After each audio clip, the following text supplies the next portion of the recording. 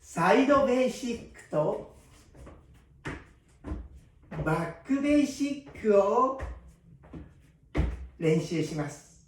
8カウントずつですね。まずは右足からサイドベーシック。1、2、3、5、6、7。そして右足からバックベーシックですね。1、2、3、5、6、7。これを繰り返しますね。集中していきましょうね。それではいきます。い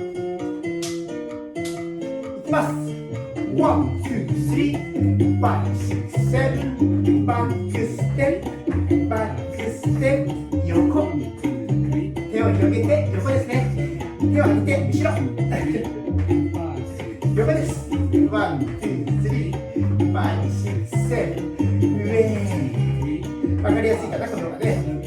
横。横。真上。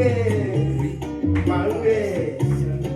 サイドステップ。サイドステップ。バックステップ。バックステップ。サイドステップ。サイドステップ。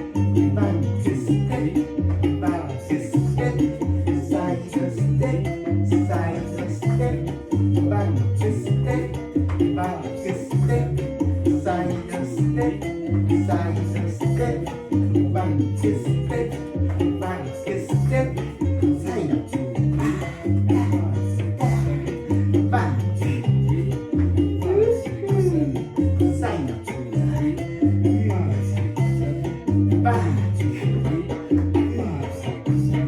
サイド。バックステップ。それでは私の後ろ姿を見て練習しましょう。それではいきますね。5、6、7、8。